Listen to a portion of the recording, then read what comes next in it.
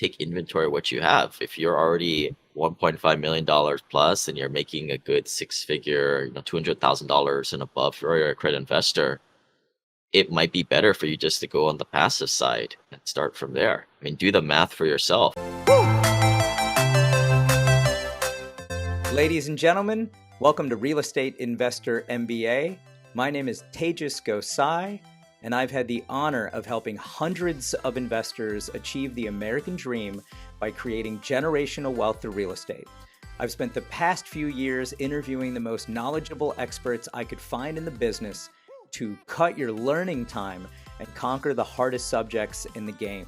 Check out rei.mba, which my team and I have packed with over 75 interviews and free access to our real estate roadmap, webinars, and publications.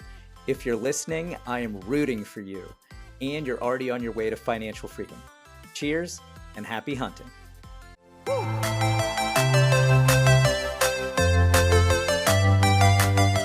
Today we have Lane with us, Lane Kawaoka. Did I get it right? You got it. Got it. Powerful last name, powerful man. I looked at your bio. There is so much to talk about. Again, thank you for being here. Your expertise is needed. I have my co-host Ade, who's going to be helping me along. Lane, welcome. Yeah, thanks for having me, everybody. Aloha. Thanks for being here, Lane. Aloha. Yeah, for sure.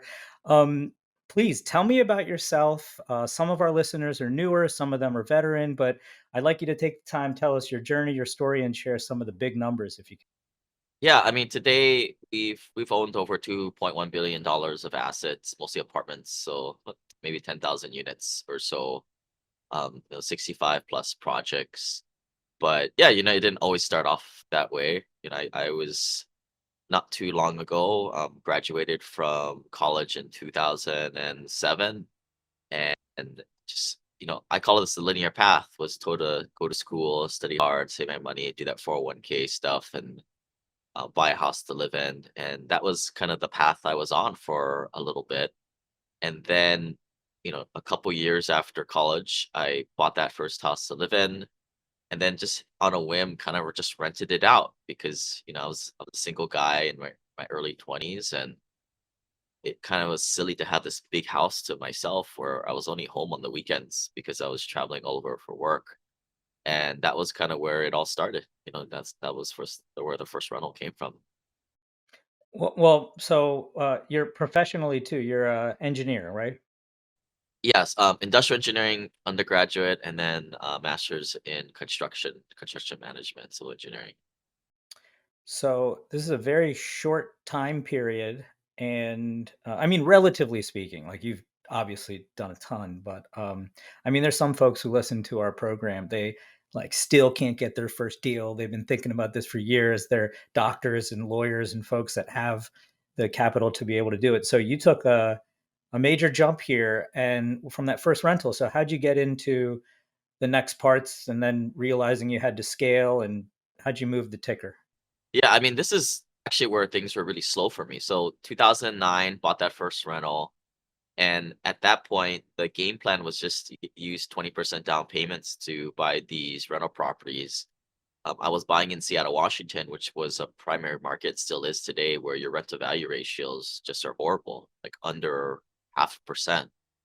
And but still, I bought that duplex that was more of a B class rental property, little bit on the lower end, but it still didn't really hit that 1% rent to value ratio. And then I heard about all these turnkey rentals. Everybody talks about they're sort of like unicorns, where supposedly somebody rehabs it for you, new appliances, new flooring, puts in new plumbing, electrical, and then some turnkey providers will even put a tenant in there for you. And I was like, whoa, that's cool. Because, I was able to buy these for like 90 grand that rented for $900, $1,000. So able to beat that 1% ratio. So I bought one in Birmingham. This is back in 2012, 2013. And it worked. So I 1031 exchanged my Seattle rentals and bought eventually 11 rentals. So I had 5 in Atlanta, 4 in Birmingham, 1 in Pennsylvania, 1 in Indianapolis, Indiana. And so I guess that check mark was 2015. I was kind of rolling with 11 rentals, $2,000 of passive cash flow a month. and I thought I thought I made it, right? But You did. then I think as you allude to, right, most of us, once we become accredited investors, we realize that syndications and private placements are really the next step.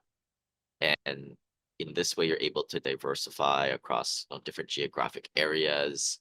You're able to tap into value add because when I was doing those turnkey rentals, it was quite frankly buy, hope, and pray. Mhm. It was just, Difficult. 20% down, Fannie Mae, Freddie Mac loans, but there was no value add there. So it's just hoping and praying that market appreciation will go up. And then the cash flow was there. But man, like if anybody's owned Beloved Rental, do you know what a pain it is? Even if you have property management. I had maybe an eviction or two a year on that and some kind of big catastrophe that happened every quarter on those properties, like a tree falling in the house or some kind of washout in the Right. basement or, you know, tenant they got those stupid candles, incense candles, and they burn a part of the house. Things always happen with these people. And this is kind of where around 2015, 16, I started to make the transition as a passive investor into syndications Can I and pause you private for a sec? placements. Before Yeah, that yeah. before that time period, though, you did everything yourself with your own capital, without anybody else involved. Yeah, because I was broke, right? I mean, I think what a lot of people don't realize is to get into these larger deals, you got to co-sign on the debt yourself. Yeah. And if you're gonna go take down a $20 million deal, you need the net worth and liquidity requirements. Namely, you need $20 million net worth to your name, Yeah. or you need, four dudes that have $5 million net worth each. So, thanks. And a day. I'm sorry I'm monopolizing this, but No, no problem. this is important because this is that moment, and I manage a Reg D private equity fund. I had to do a similar like realization, and then I realized how expensive and difficult, and all the mechanics of being able to legally put it together. You're spending a lot of money, and then you wear a new hat. You are a syndicator. You are taking other people's money and making them money, which I should say, you are utilizing their money. You're not taking any money. You're giving them more money than they're giving you. So you had to turn from what you were to that. Can you talk about that difficulty and then how you became that person? Yeah, I mean, initially, I kind of went to one of these like programs out there that kind of teaches you, how to underwrite it, do it. Kind of waste of money, in my opinion, but like 'cause the hard part people don't realize is like, the brokers don't take you seriously. You're just a yo-yo that is coming around, has never done anything. And from the broker's side, they want to have somebody take the deal that, they want to give the deal to somebody who has closed multiple 100+ unit properties before, not some, newbie who's still working his freaking day job for that matter. Right. And I mean, I kind of played around for a couple of years there, underwrite, I don't know, hundreds of properties in that time. And I realized not one thing I learned how to underwrite deals, tend to kind of figure that out after doing something a Yeah. couple hundred times and going through the process. But then I realized, I was in my, I think, late 20s at that time. And I was like, well, um, my job's not that bad, right? I was working for the government, which is a pretty cruise job. And I was like, well, I'll be definitely on my path to financial freedom by, late 30s, 40s. And I was like, well, let me just be a passive investor because I know all the players now and I can underwrite the deals myself. I don't even got talk to people. I just look at the P&Ls and the rent rolls. And that was kind of the path I went on initially. And then, I started to get into it. And then sometimes you work with bad people and you learn that there's distrust in it, especially in the beginning rungs, right? When you work with people who are just getting started, namely under $1 billion of assets under ownership, you really can't tell who you're working with. A lot of these guys are still working their IT jobs, engineering jobs, accounting jobs. I mean, they might be professionals in their own right, but like there's a big difference between professional operators who do this full time and have a long track record versus people trying to get started. Right. And I'm all for people getting started, but you know, I guess maybe I'm calling myself out. I gave people like this money initially, right? But no more. I'm not gonna do that. I don't go to the academy hairstylist to get my haircut done.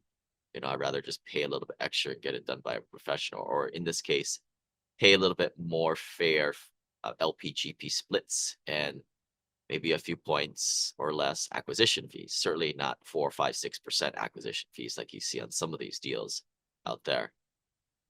But like I said, I ran in some difficult situations where people were just dishonest. They stealing money, and um, that was kind of my motivation at the time. Where maybe it was just a snap judgment, but I was like, screw this. I'm just gonna do this myself and Love it that you're saying that. It's really, really great. Yeah, and it must have not been an easy, decision, from a mindset perspective. So, how did you go about, making that, in that case, that leap into, operating these properties yourself and potentially building a team to find, operate stabilizer and play the whole game and even raise the funds, right? How did you go about like just structuring that? well, I mean, it's easy if you can pull it together. Putting it together is the hard part, right? So in any deal, you need like three things. You need somebody who has the ins on the brokers to get the deal. That's your acquisition side. The second um, part is who can bring the capital to the table, right? The passive investors, or just bring the capital yourself. The third part is a little bit of, everybody kind of pitches in terms of who's signing on the debt, right? Who's done, who has a Fannie Mae, Freddie Mac batch on their side. But really, it's those first two which are the hardest: getting the deal and then getting the capital. Now, this is something where I had a big leg up because we started my podcast back in 2016 when nobody was really doing podcasts. Back then, I was kind of talking about my story, buying these silly turnkey rentals and all the fun stories. We'd have videos on the YouTube channel of like, some idiot thrashing my property for like 20 grand and like the horrible like walkthrough. So we built up a community with that. And Massive naturally, community. yeah, well, not big. I mean, I don't like big communities. I like it when I know everybody. Mm. That's just how I am. Um, but enough that we've raised over 20 or 200 million over the last 5, 6 years, something like that. Yeah. But um, yeah, like, I mean, so they naturally moved over as I was transitioning the content to, the accredited investor mindset.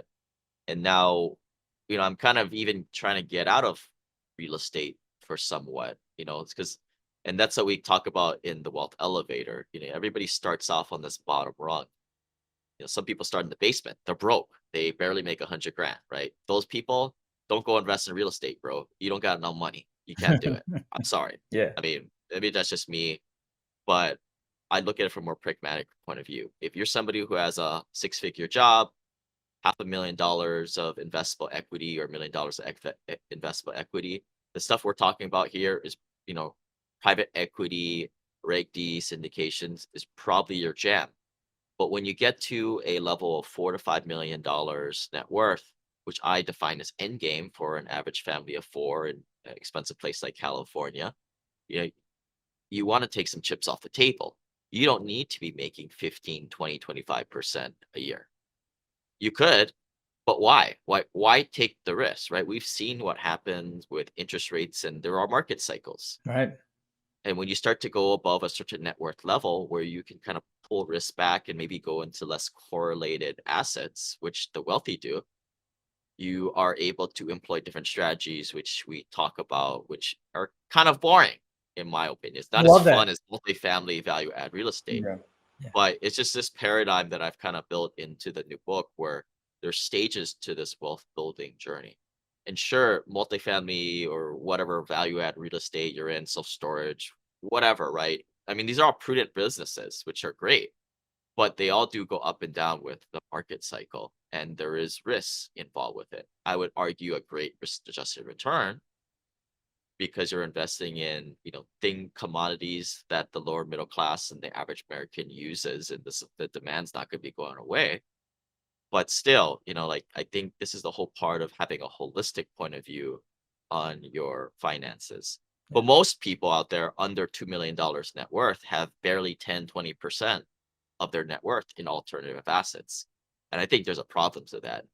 you cannot get your past 2 or $3 million net worth before you've got a lot of gray hairs, unless you have more than 50% of alternative investment. Man, what a beautiful way to explain that. Thank you very much. That was eloquent.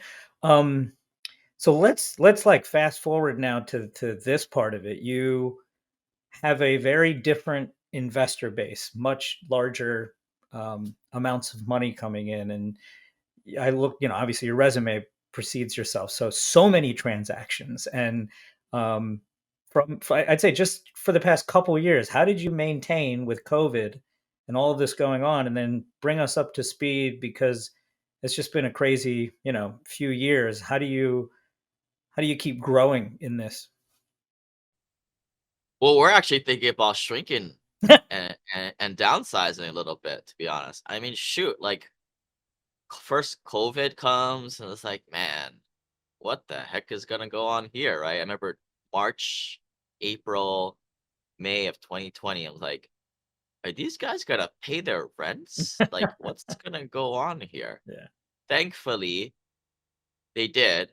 The government kind of bailed everybody out, and it was kind of smooth sailing. It was, nobody was moving, and it obviously created this inflation bubble, and we kind of rode that a little bit, and we bought some nice assets in 2020 and 2021.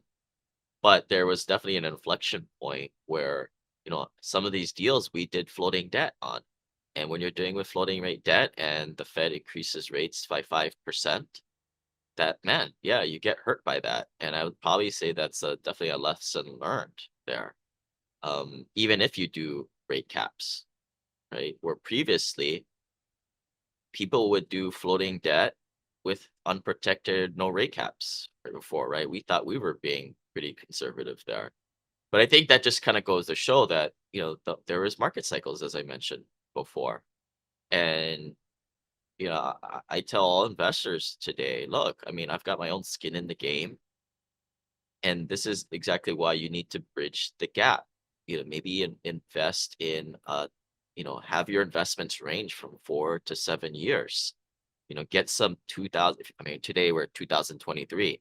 You should still have maybe some 20 or 2020 vintage stuff, or even some 2018 vintage stuff. Yeah. Although you probably sold those and made a killing on that already. But like you never know what's going to happen. And if you have this diversified pool of private placements and syndications, maybe it does a couple dozen at least, right? Like I've got well over maybe like 80, 90 K1s or something like that. I don't even know. I haven't even got them all at Amazing. this point. It's still September, but like that's what a professional investor does, not just get 1, 2, or 3 deals at 50, 100 grand each. That is not diversification.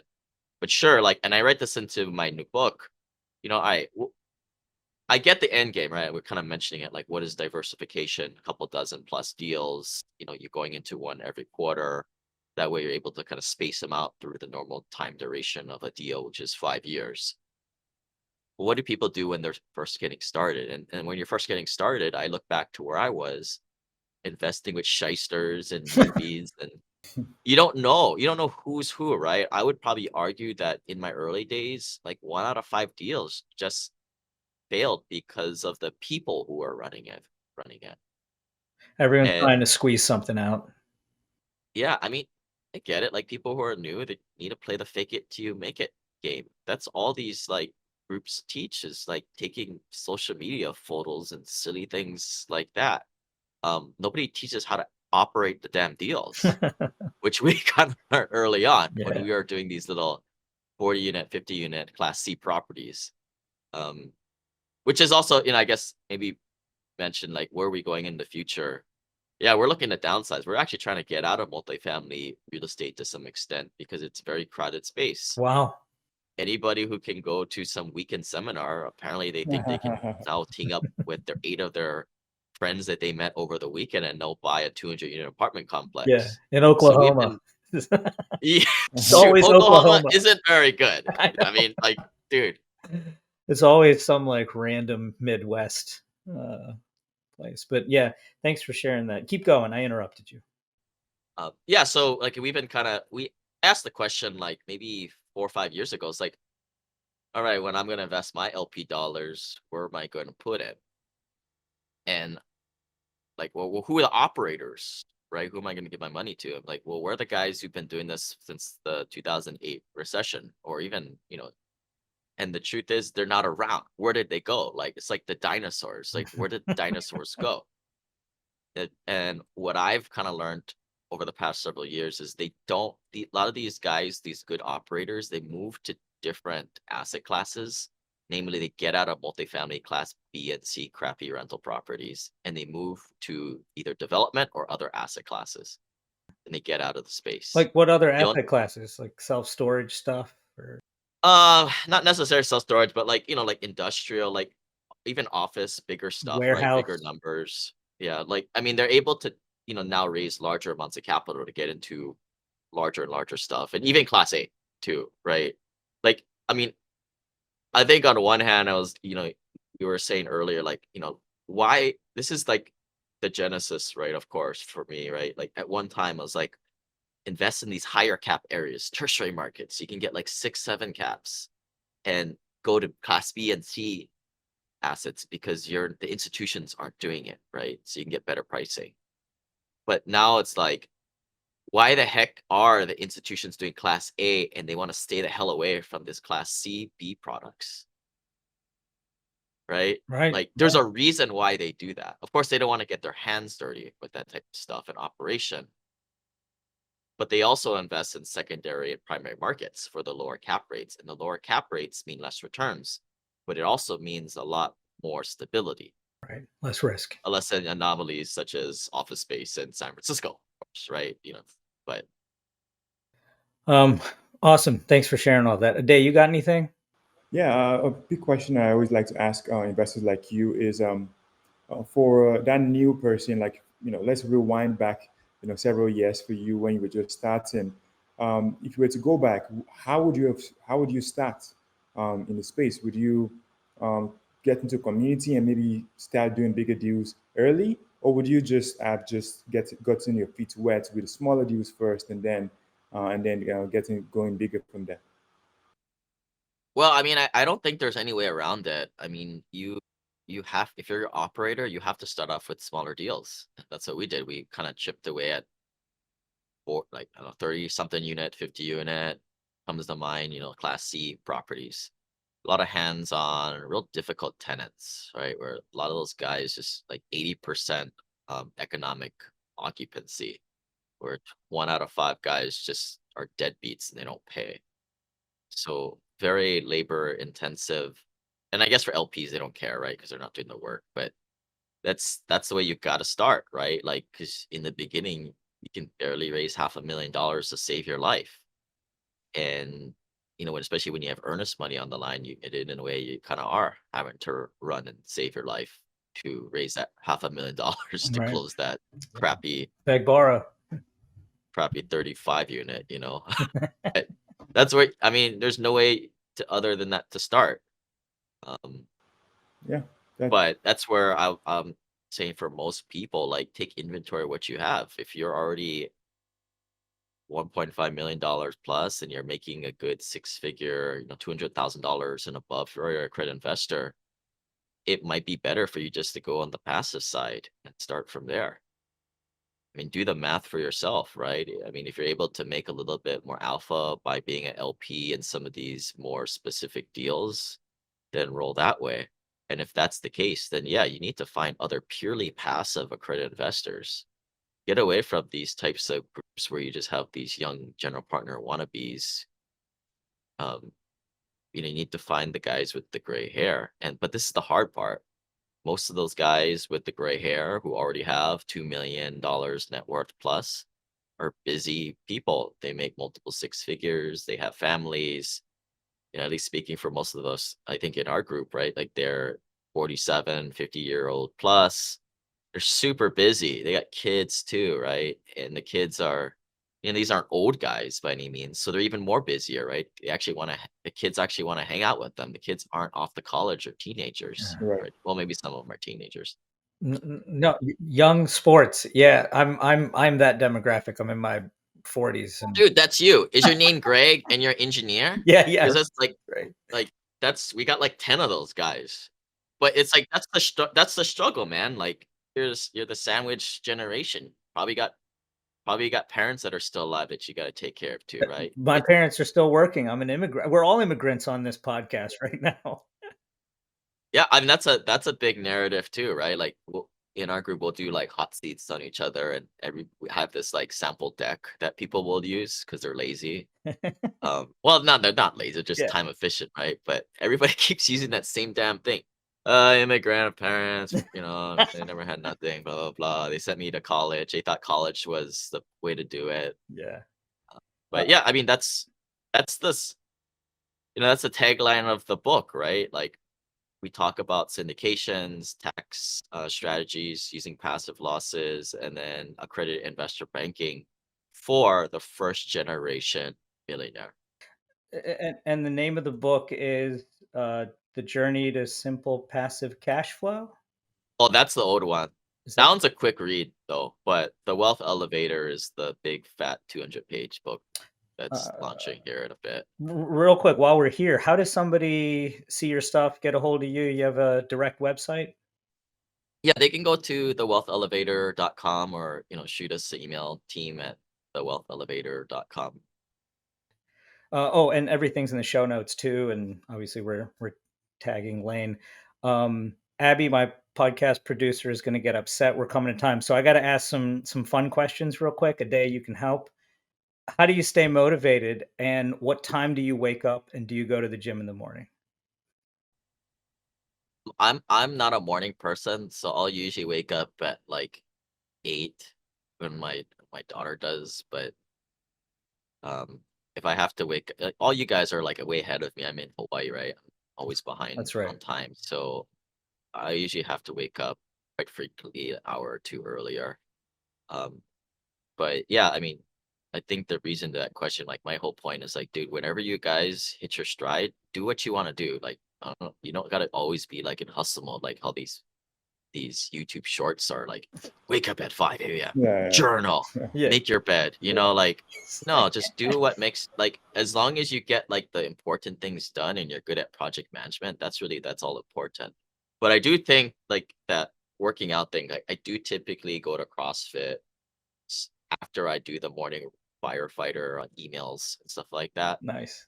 Because if I wait till like after 3, I'm just like, I'm not gonna do that. I'm just get lazy after a while. Only have so much willpower that you have, so you might as well use it on something yeah. like that early on. And I think I read somewhere where like it's good to kind of tire your body out so that your mind is kind of more focused to do focus work throughout the day. Like that. Thank you. Thank you. Ade, you got anything? Last call. Yeah.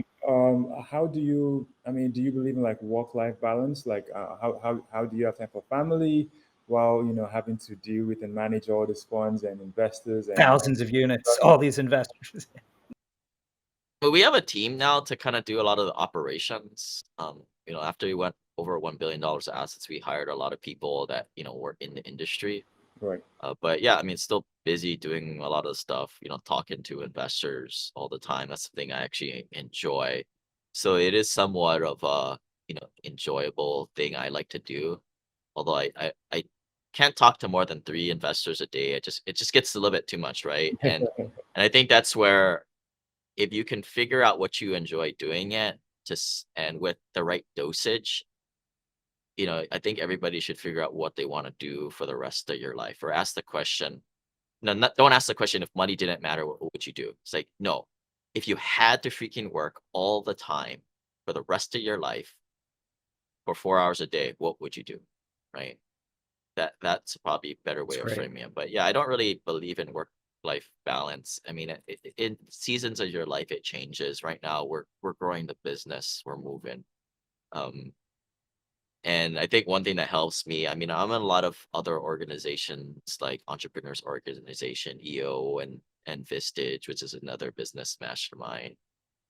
We constantly kind of reflect on the big, staples, and I call this kind of the four-legged stool where shoot, I got this from a dude that in when I was used to work Fortune 500 company, and one of the VPs would come and give this speech. I stole this from him, but you have the four pieces of your life, which is your professional, which is what and money, and then your family relationships, and then your spiritual side, and then your health.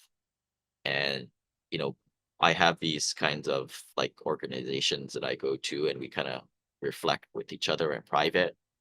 And at the very least, it's like, well, give us a score on your health, your business, and your relationships. And it kind of helps reflect back and at least like compare yourself with other people. And maybe there's a little bit of accountability there. It's like, dude, you've been saying your relationship is like a 4 or a 6 every month for the Yeah, last 7 months. Do something about it. Yeah. that's awesome. Got to measure things the right way. Lane, awesome. Day, thank you. This is great. And Lane, I'm going to throw this out there, put you on the spot. I'd love to have you back as you keep kicking butt and as things change. But thank you so much for being here. Thanks for having me, guys. Thank you so much. Yeah, for sure. That's Lane Kawaoka, a day, me, reimba.com, iTunes, Spotify, Stitcher, Google Play. Cheers. Thank you.